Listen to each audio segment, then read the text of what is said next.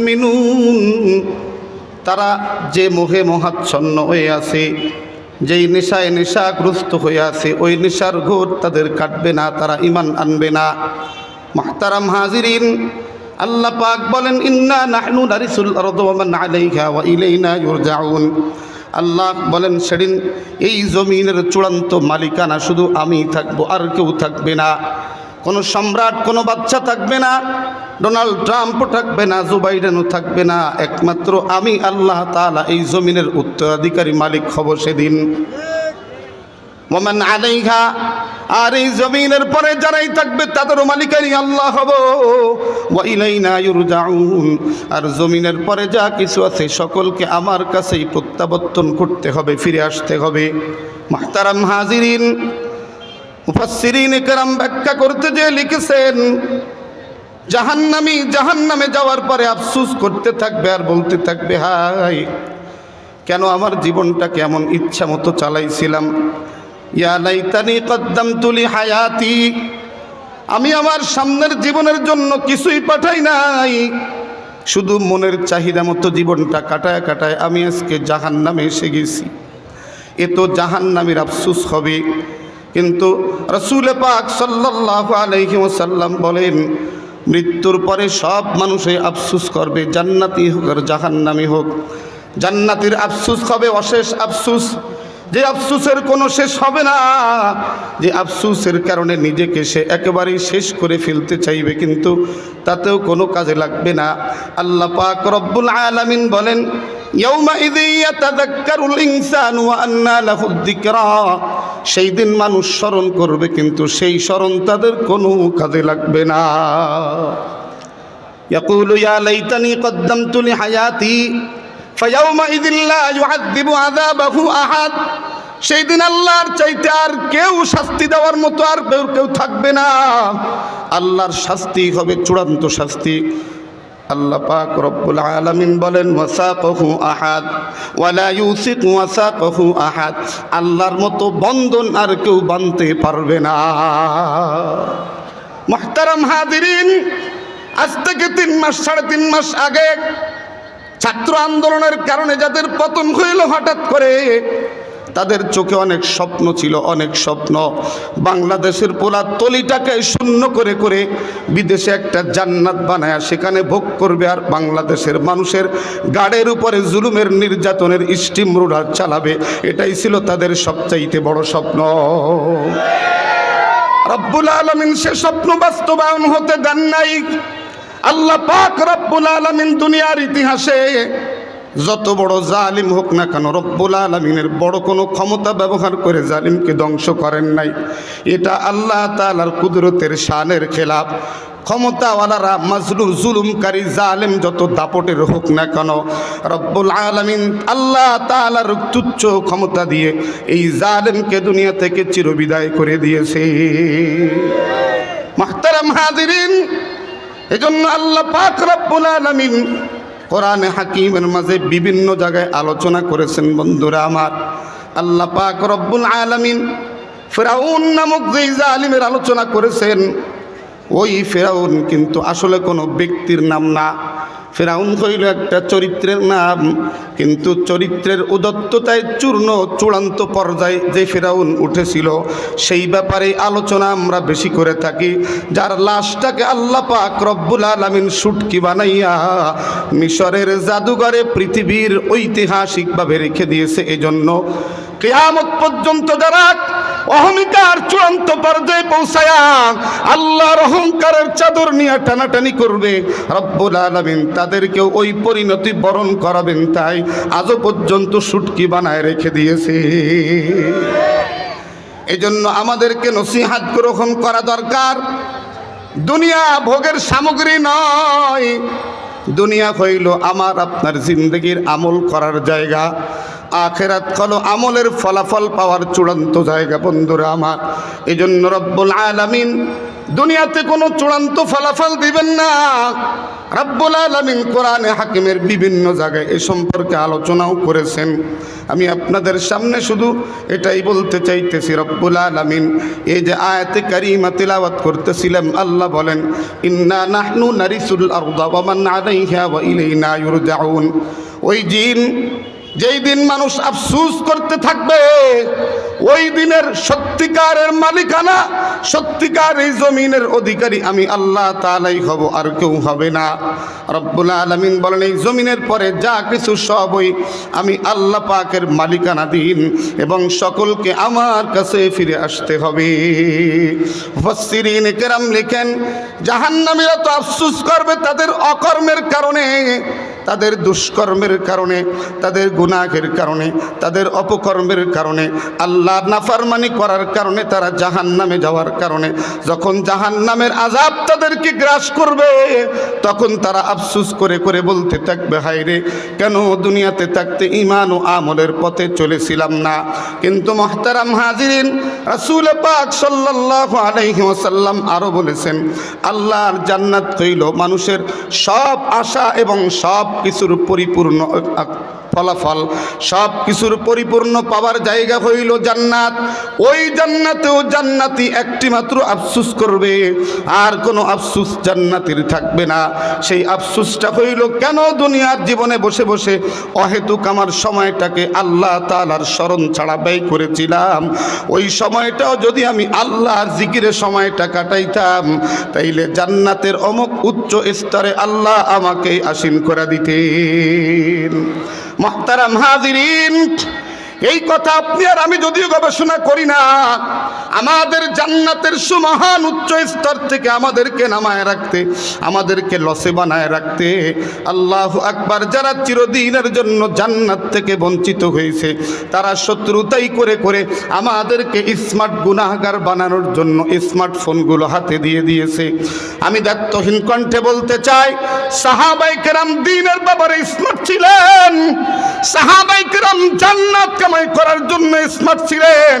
নবী পাক যদি বলতেন এই কাজের মধ্যে তোমার জান্নাত, সাহাবায়ে কেরাম বাঘের মতো লাফায় পড়তেন, এমনি দৌড়ায় কাজটা আদায় করে নিয়া জান্নাতে যাওয়ার জন্য পাগল হয়ে যেতেন। তারা ছিলেন আখিরাতের ব্যাপারে স্মার্ট। কিন্তু বর্তমান সময়ের আমরা হইলাম দুনিয়ার অশ্লীলতা, নষ্টামি, বেহায়াপনা, আল্লাহু আকবার, খুন খারাপি, হত্যা, দাপট আর দখলদারিত্বের ভিতরে স্মার্ট হয়ে গেছি। শুধু এখানেই ক্ষান্ত নয়, বর্তমান তরুণীরা হইল মোবাইল খাতুন, আর আমাদের তরুণরা হইল মোবাইল খান। এদেরকে এই নাম দিলেই মানায়। তরুণরা হলো মোবাইল খাতুন, ওরা আর কোনো নামটাম নেই, গায়ে গোস্ত নেই 10-12 কেজির বেশি, এত বড় চিকনা, ডাক্তার কইছে স্বাস্থ্য খারাপ হওয়ার জায়গা নেই, কিন্তু মোবাইল একটা এয়ারপোর্টের মতো হাতে আছে তার। আর এটা কানে দিয়ে কবুতরের মতো কথা কয়, আল্লাহ ছাড়া কেউ কথা বুঝবে না, এরকম একটা ভাব। ঘন্টার পরে ঘন্টা বাকবাকুম করে, কেউ বোঝে না। তুমি কি জানো, রব্বুল আলামিন বলেন লা তাখুযুহু সিনাতুম ওয়ালা নাওম, আমি আল্লাহ পাককে তন্দ্রায় ধরে না, ঘুমেও ধরে না। যেই সিস্টেমের মাধ্যমে মোবাইলের নেটওয়ার্ক হয়, এই সিস্টেমটা আমি আল্লাহ তাআলার কুদরতি খেলা।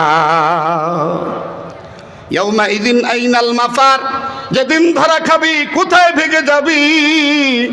এরা যুবক, আমার মাওলার নাফরমানির নেশায় পড়ে গেছো তুমি, এই নেশার মাতলামি কাটিয়া লাও, নইলে যেদিন আফসোস করবা সেদিন আফসোস কোনো কাজে লাগবে না।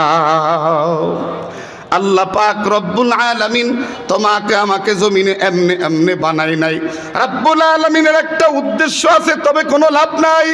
উদ্দেশ্য হইল বান্দাকে আমি আল্লাহ পাক পরিপূর্ণ আকল দিয়া, আমি আল্লাহ রব্বুল আলামিন তাকে সবচাইতে সুন্দর আকৃতি আর গঠন দিয়া, আমি আল্লাহ রব্বুল আলামিন তার সুন্দর কমপ্লিট মেধা শক্তি দিয়ে এত সুন্দর করে তারে আমি বানাইয়া আমার সর্বোচ্চ গোলামি করার জন্য আমি মানুষ সৃষ্টি করেছি গো। মানুষ, যেই মানুষটা আমি আল্লাহর গোলামি করবে সেই হলো আমার কাছে মানুষ, যে আমার গোলামি করবে না সে আমার কাছে পশুর থেকেও নিকৃষ্ট।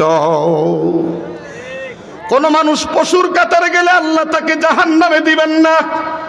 কিয়ামতের ময়দানে আল্লাহ পাক রব্বুল আলামিন বিচার করবেন আর হিসাব করবেন। যত পশু পাখি আছে সব কিছুর হবে বিচার, আর মানুষের হবে বিচার এবং হিসাব, দুটাই হবে। আগে হবে হিসাব, তারপরে বিচার।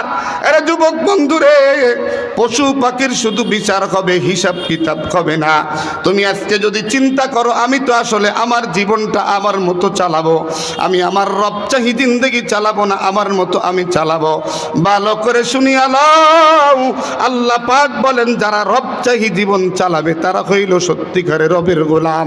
যারা মনের চাহিদা একজন জীবন চালাবে, আল্লাহ বলেন কাল আনআমি বাল হুম আদাল, ওটা হলো কুত্তা শিয়াল শুয়ারের থেকেও নিকৃষ্ট। মুসলমান ভাইরা রে আমার, এজন্য আপনাদের কাছে দাবি হলো আমি মুমিন। এখানে যত মানুষ আসছে সকলেই মুমিন বলে দাবি করি কিনা, ঠিক না? জোরে বলেন। অবশ্যই আমি আপনি জান্নাতে যেতে হবে, যাব ইনশাআল্লাহ। অবশ্যই আল্লাহ আমাদেরকে জান্নাতে নিবেন বলে আমাদের ঈমান আছে না নাই? জোরে বলেন। কিন্তু বন্ধুরা আমার, জান্নাতে যাওয়ার পরও যেন আফসোস করতে হয় না, এই জন্য গুনাহের উপকরণটাকে একটু নিয়ন্ত্রণ করিয়া রব্বে কারিমের সাথে একটা গভীর সম্পর্ক করা দরকার আমাদের, ঠিক না? জোরে বলেন। আল্লাহর সাথে গভীর সম্পর্ক যার যত বেশি, রব্বুল আলামিন তার কথাও তত বেশি শোনেন। বন্ধুরা আমার, যার সম্পর্ক মালিকের সাথে যত খারাপ, রব্বুল আলামিন তার কথা তার দাবি দুয়াও কম মানেন। তবে দুনিয়ার জীবনে থাকার কারণে আল্লাহ পাক আম রহমতের চাদর বিছায়া দিয়েছেন। আল্লাহ পাক রহমতের দস্তরখানা বিছায়া দিয়েছেন। কাফেরও দস্তরখানা থেকে খাবে, মুমিনও খাবে, আল্লাহওয়ালাও খাবে, আল্লাহ ভোলাও খাবে। রব্বুল আলামিন এখানে কাউকে কিছু বলবেন না। পরীক্ষার হলে স্বাধীনভাবে ছেড়ে দিয়েছেন, আল্লাহ পাক বাধাও দিবেন না স্বাধীনতা নষ্ট করার জন্য। কিন্তু রব্বুল আলামিন যেদিন ধরে তার দরবারে হাজির করে নিবেন, সেই দিন কিন্তু আল্লাহ পাক এইভাবে দিবেন না রে বন্ধুরা আমার। আল্লাহর জান্নাতের নিয়ামত, এই যে দুনিয়ার যত খাদ্য খাবার আছে যেগুলোতে ক্ষুধা নিবারণ করে, স্বাদ ভোগ করি, যেগুলো দিয়ে শরীর মোটা হয়, শরীর তাজা হয়, সুন্দর হয়, যত খাদ্য নিয়ামত আছে রব্বুল আলামিন শুধু জান্নাতীদের জন্য বাজেট করবেন। এক জাহান্নামীর জন্য আল্লাহর জান্নাতের এক ফোঁটা পানিও আল্লাহ বরাদ্দ করবে না। এজন্য মুহতারাম হাজিরিন, আসেন আমার আফসোসের জীবন আমি যেন না করি। এজন্য জীবনের 5টি বিষয় আমরা লক্ষ্য করে করে চলি। আল্লাহর নবী সাল্লাল্লাহু আলাইহি ওয়াসাল্লাম বলেন, ইগতানিম খামসান ক্বাবলা খামসিন, 5 বিষয় আসার আগে তোমার জীবনে 5টা বিষয়কে মূল্যায়ন করো, হুশ করে করে চলো। ইগতানিম খামসান ক্বাবলা খামসিন, এ যুবক, শাবাবাকা ক্বাবলা হারামিক, আজকে যে টকবকে যৌবন যার, ও যুবক রে, আল্লাহ তাআলা তোমার যদি হায়াতকে লম্বা করে দেয়, একদিন তুমি বার্ধক্যে পৌঁছে যাবে, একদিন ইচ্ছা করলেও তুমি ভালো করে চলতে পারবে না। ওই বার্ধক্য আসার আগে এই যৌবন থাকতে রব্বে কারিমের দরবারে দাঁড়ায়া দাঁড়ায়া লম্বা লম্বা কিয়ামার নামাজ আদায় করিয়া, লম্বা লম্বা সিজদা আদায় করিয়া, লম্বা সময় কোরআনের তেলাওয়াত করিয়া রব্বে কারিমের যৌবন মাসে গোলামীকে তুমি কবুল করে নাও। আল্লাহ পাক রব্বুল আলামিন তোমার জন্য জান্নাতকে আরো বেশি করে সাজাবে। যৌবনে যারা ইবাদত বন্দেগী লিপ্ত হয়, আল্লাহ পাক তাদের জন্য একটা আলাদা মর্যাদা জান্নাতে দান করিয়া দেয়। 2 নম্বর, এ যুবক, গিনাকা ক্বাবলা ফাকরিক, তোমার হাতে এখন অর্থ আছে, বড় বড় মোবাইল কিনে কিনে গুনাহ করতেছো। একদিন হতে পারে হঠাৎ করে তোমার সব সম্পদ বিলীন হয়ে যেতে পারে, এমন কোনো আঘাত আসতে পারে, রোগের আঘাত, যেই আঘাতের কারণে পয়সা তো যাবেই যাবে, মানুষের কাছে ভিক্ষা করে করে চিকিৎসা করা লাগতে পারে, ঠিক না? জোরে বলেন, কথা বলেন, ঠিক কিনা? এমন পরিবেশ হয় না, হয় না? এজন্য সম্পদ যখন আছে গুনার কাজে ব্যয় না করিয়া সম্পদকে নেকির কাজে ব্যয় করে করে জীবনটা চালাবার চেষ্টা করো।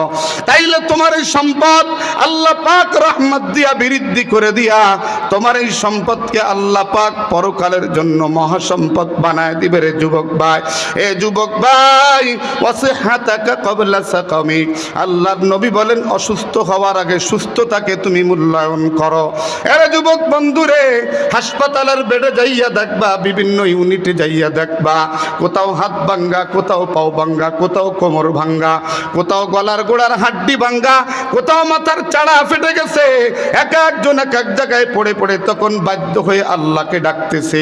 মাসকে মাস হাসপাতালের ভিতরে ফালানো, আল্লাহকে ডাকতেছে আর চোখের পানিগুলি ফেলতেছে। এটা তো বাধ্য হয়ে ডাকতেছে।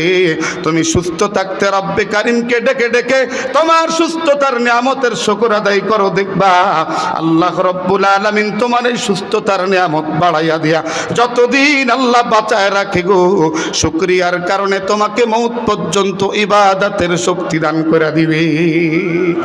এরা যুবক বন্ধুরা আমার, এজন্য এই পাঁচটা বিষয়ের প্রতি খেয়াল রাখবা। আল্লাহু আকবার। ওয়া ফাকা ফারাগাকা ক্বাবলা শুগুলিক। তোমার জীবনে ব্যস্ততা এসে যাবে রে যুবক ভাই। বিবাহ শাদী হলেই এক ব্যস্ততা, সন্তান হলে আর এক ব্যস্ততা, নানা হলে আর এক ব্যস্ততা, দাদা হলে আর এক ব্যস্ততা, এভাবেই ব্যস্ততা বাড়বে। কিন্তু তোমার এখন যে সময় আছে, ব্যস্ততা এখনো বাড়ে নাই। ইচ্ছা করলে তুমি 2 রাকাত নামাজ বেশি পড়তে পারো, ইচ্ছা করলে কোরআনুল কারীমের তেলাওয়াত 1 পারা 2 পারা করতে পারো, ইচ্ছা করলে লম্বা সময় বসে জিকির করতে পারো গে যুবক। অবসরতা থাকতে তুমি তোমার সগল আসার আগে অবসরতাকে গনিমত মনে করো। এরে যুবক বন্ধুরে, আল্লাহ পাক রব্বুল আলামিনের হাবিব বলেন, হায়াতাকা ক্বাবলা মাউতিক। মৃত্যু আসার আগে হায়াতকে মূল্যায়ন করে নাও। এরে যুবক ভাই, হাদিস তেলাওয়াত করেছি, কামা তাইশুনা তামুতুন। তোমার হায়াতের জীবন যেমন, মৃত্যু হবে তোমার তেমন। যারা আজকে ভাল্লুকের মতো চুল কাটো, উল্লিকের মতো ফ্যাশন দাও, আর তুমি খেলোয়াড় আর প্লেয়ার আর নায়ক আর গায়িকার মতো, গায়কের মতো তুমি ফ্যাশন প্রিয় হও, ভালো করে যুবক মনে রাখবি, মৃত্যুর গ্যারান্টি আছে, তোর বেঁচে থাকার কোনো গ্যারান্টি নাই। মৃত্যুর গ্যারান্টি আছে। আজকে সেলুনে যাইয়া ওই খ্রিস্টানদের কাটিং এ তুই চুল কাটিং করেছো, আগামী দিন তোর অ্যাক্সিডেন্টের মৌত হতে পারে, তোর মৌত হতেই পারে বন্ধুরে আমার। তোর যখন মৌত হবে, আমরা তো সবাই বলেই দেব বিসমিল্লাহি ওয়া আলা মিল্লাতি রাসূলিল্লাহ, কিন্তু ফেরেশতারা যখন তোকে আইসা দেখবে, দেখবে যে না, এটা মিল্লাতে রাসূল না, এটা তো মিল্লাতে চায়না, মিল্লাতে আমেরিকা। এই কথাটা মিথ্যা কথা, সত্য কথা না। কথা বলেন ঠিক কিনা? এরা যুবক, সুদের শেষ হবে না। আল্লাহর দেওয়া জবান দিয়ে কত জয় বাংলা বলেছিস, বাংলা জয় হয় নাই, তোর ধ্বংস হয়েছে। তুই যদি আল্লাহু আকবারের ধ্বনি দিতি, আল্লাহর জান্নাতে তোর জন্য আল্লাহ পাক অনেক নিয়ামত দিয়া দিত। শুধু জয় বাংলা না, আরো কত স্লোগান এই সমাজে চলে। আল্লাহর দেওয়া জবান দিয়া স্লোগান হবে কার? জোরে বলেন লিল্লাহি তাকবীর। আরো জোরে লিল্লাহি তাকবীর, আল্লাহু আকবার। আল কোরআনের আলো, সুন্নাতের আলো, কোরআন সুন্নার আলো দিলে দিলে জালো। মানব রচিত মতবাদের পিছনে মিথ্যা স্লোগান দিতে দিতে জবানগুলি আমাদের ফরমালিন ভরে গেছে। এখন ময়দানে বসলে সুবহানাল্লাহ বলার শক্তি নাই। অথচ ফুটবল খেলা দেখলে আগেতেই তালি দেওয়ার জন্য হাতে ঘষে মাঝে ঠিক করে। কথা বলেন না কেন?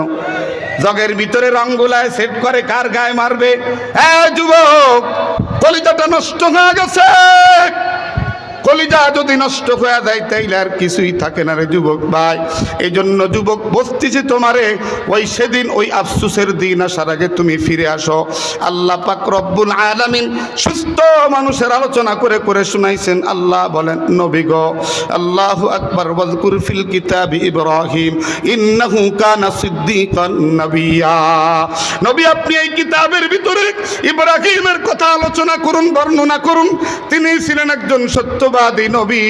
তিনি কি কাজটি করেছিলেন নবী আপনাকে শুনাইতেছি।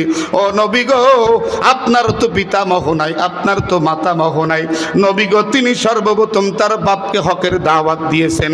হযরতে খলিলুল্লাহ আল্লাহ পাক রব্বুল আলামিনের নির্দেশে বাবাকে দাওয়াত দিতেছেন, ইয়া আবাতি, হে আমার প্রিয় আব্বু, লিমা তা'বুদু মা লা ইয়াসমাউ ওয়া লা ইউবসিরু ওয়া লা ইউগনি আনকা শাইআ। আব্বু গো, কেন আপনি ওই মূর্তির পূজা করেন, যার শোনে না, যে দেখে না, যে কোনো উপকার করতে পারে না, ওই বোবা, ওই কানা, ওই অক্ষম, যার সামনে থেকে মাছিতে যদি খাবার খাওয়া যায়, যোগ্যতা নাই ঠেকাবার মতো, এমন মূর্তির পূজা আপনি কেন করেন?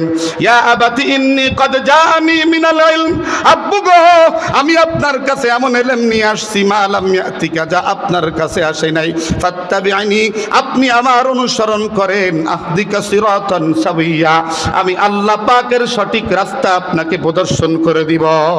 ইয়া আবাতি লা তা'বুদিশ শাইতান, সন্তান বাবাকে নসিহত করতেছে। এই সমাজে অনেক কপাল পোড়া বাবা আছে, সন্তানকে দিয়া কত গুনাহ করায়, ঠিক না? জোরে বলেন। সন্তান তবলিগ চরমনাই যায়া, কোনো ভালো দিন সংগঠনে যায়, 5 ওয়াক্ত নামাজ পড়ে, কপাল পোড়া কসাই বাবা, সকালবেলা 8টা না বাজলে ঘুম থেকে ওঠে না। এমন বাবা নাই বুঝি?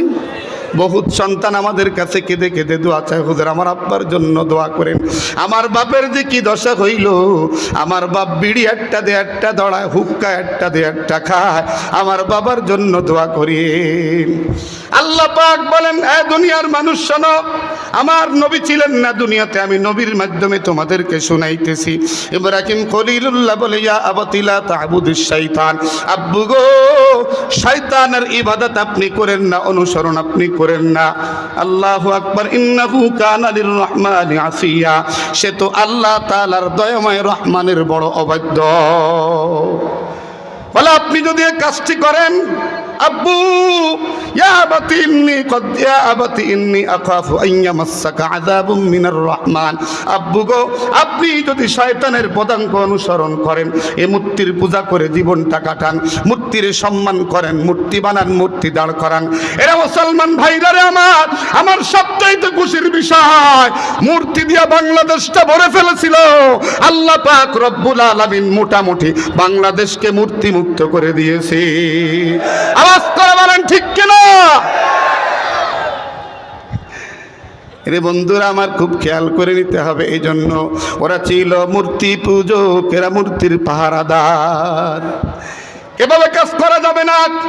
আল্লাহর নবী সাল্লাল্লাহু আলাইহি ওয়াসাল্লাম ফাতে মক্কা হওয়ার পরে রাত যাপন করে সকালবেলা রাসূলে পাক সাল্লাল্লাহু আলাইহি ওয়াসাল্লাম মাতৃভূমি ঘুরে ঘুরে দেখতেছেন। এরপরে একটা ছড়ি হাতে নিয়ে বাইতুল্লাহর ভিতরে ঢুইকা ওই যে 360 গোত্রের 360টা মূর্তি বানায় রাখছিল, নবী পাক এক একটার তোতে খুসা দিতেছে আর পড়তেছে আর বলতেছেন, যা আল হাক্কু ওয়া যাহাকাল বাতিল ইন্নাল বাতিলা কানা যাহুকা।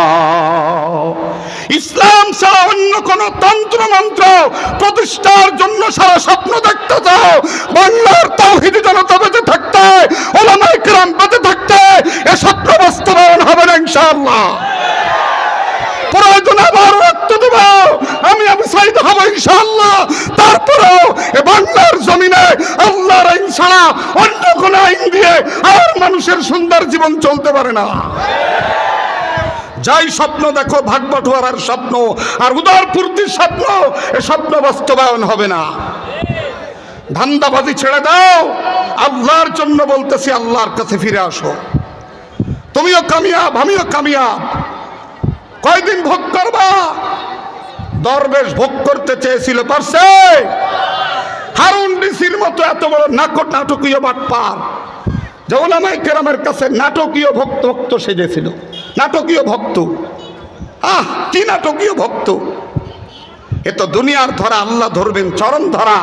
আল্লাহ পাক বলেন, ওয়াসাকাহু আহাদ, আল্লাহ যেদিন ভাববে সেদিন ছুটতে পারবি না। ওয়াতারাল মুজরিমিনা ইয়াওমাইযিম মুকাররানিনা ফিল আসফাক।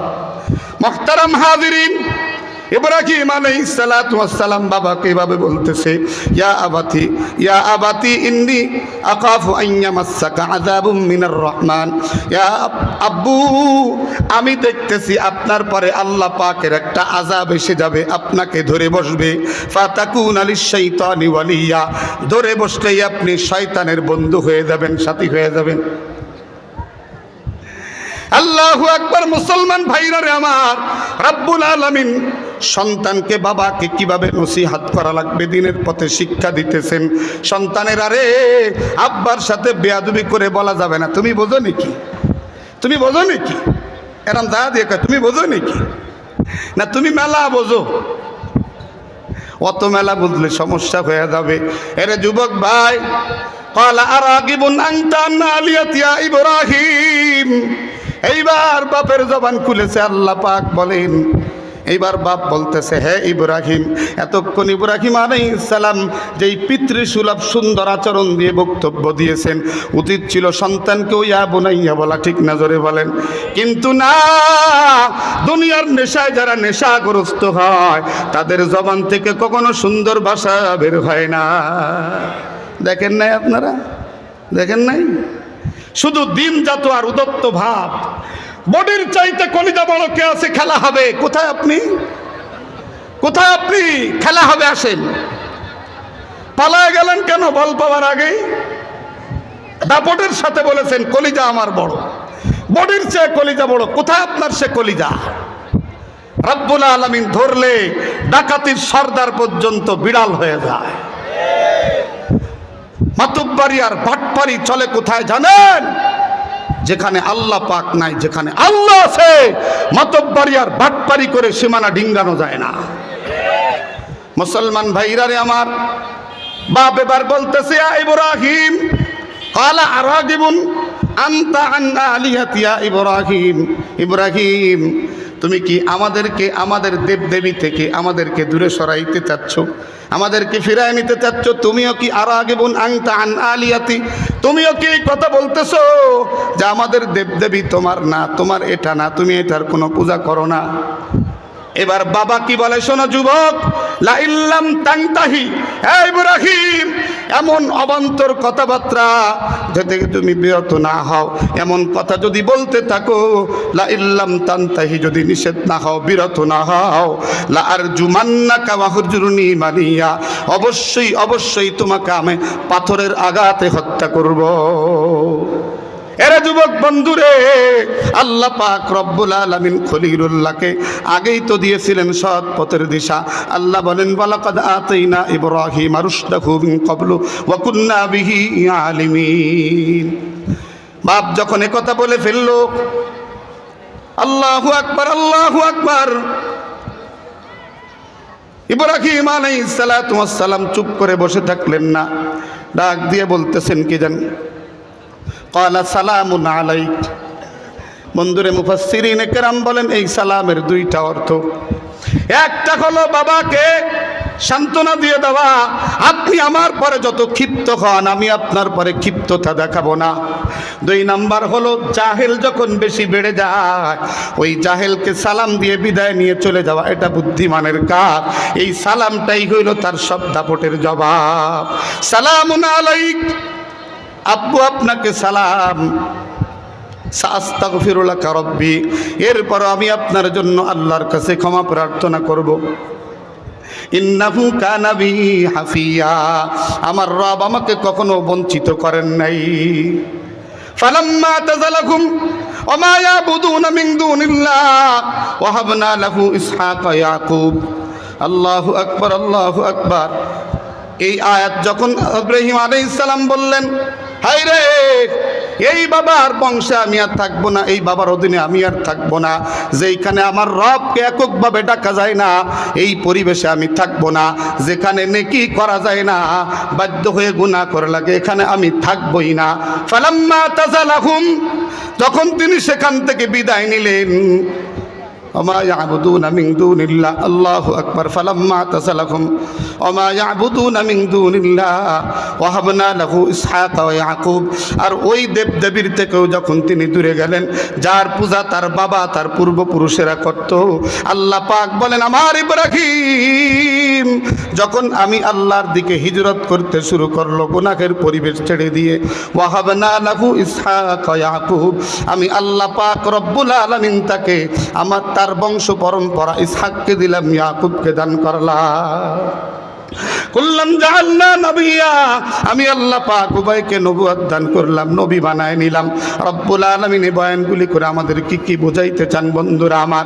বোঝাইতে চান সন্তানকে নেককার বানানো যেমন জরুরি, আমার জীবনে কোনো গুনাহের পরিবেশে আমি যদি আটকে যাই, দুনিয়ার তুচ্ছ লোভে গুনার পরিবেশে নিজের জীবনকে ঈমান হারানো ধ্বংসের ভিতরে ঠেলে দেওয়া যাবে না। আল্লাহর দুনিয়া থোড়া না, ফকিরের পাও যেমন খোড়া না। এখানে তুমি আমাকে বাধ্য করবা, আমি বাধ্য হয়ে কোনো গুনার ভিতরে লিপ্ত হব না, বরঞ্চ আমি আল্লাহর দিকে হিজরত করে চলে যাব। বন্ধুরে, মুসা আলাইহিস সালাতু ওয়াস সালামের ব্যাপারে যখন ফিরাউনের দরবারে হত্যা মামলা হয়ে গেল, ওই যে কিপ্তির একটা থাপ্পড় দিছে শাসন করার জন্য, অমনি মারা গেছে। মুসা আলাইহিস সালাতু ওয়াস সালাম বললেন, আল্লাহ এটা আমার অচেষ্টা, অজান্তে, আমার ইচ্ছা ছিল না, হয়ে গেছে, এখন তো আমি অপরাধী হয়ে গেছি, আল্লাহ আপনি আমাকে মাফ করে দেন। কিন্তু ফিরাউনের দরবারে মামলা হলে মুসা আলাইহিস সালাম সেখান থেকে বের হয়ে, মিশর থেকে বের হয়ে রওনা হলেন, হিজরত করলেন মাদাইনের দিকে। আর তিনি দোয়া পড়েছিলেন, রাব্বি ইন্নী লিমা আনজালতা ইলাইয়া মিন খাইরিন ফাকির, আয় আল্লাহ এই মুহূর্তে আপনার পক্ষ থেকে যা দেবেন আমি তার ভিক্ষুক হয়ে গেলাম। রব্বুল আলামিনের কাছে এই দোয়াটা এত কবুল হয়েছে, এত কবুল হয়েছে, আল্লাহ পাক মুসাকে শুআইব আলাইহিস সালামের বাড়ির মেহমান বানায় দিয়েছিল। মুসলমান ভাইরা রে আমার, এজন্য বলতে চাই, আপনি আর আমি আপনার সন্তান, আমার সন্তান আপনার সন্তানের জন্য সবচাইতে বড় কল্যাণকামী।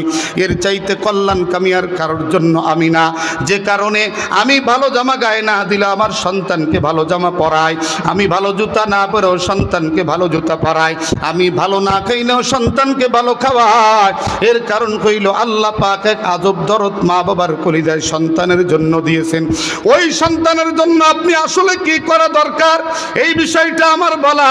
যদি আপনি না করেন, কিয়ামতের ময়দানে আফসোস করলেও কোনো কাজে লাগবে না।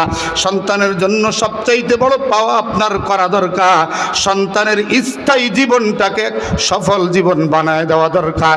সেটা হলো সন্তানকে এক জান্নাতি কৃতি সন্তান বানানো দরকার। সন্তানকে জান্নাতি সন্তান বানাতে কোথায় দিবেন? নবী পাক বলেছেন, মান সালাকা তরিকান ইয়ালতামিসু ফীহি ইলমা সাখারাল্লাহু লাহু বিহি তরিকান ইলাল জান্নাহ।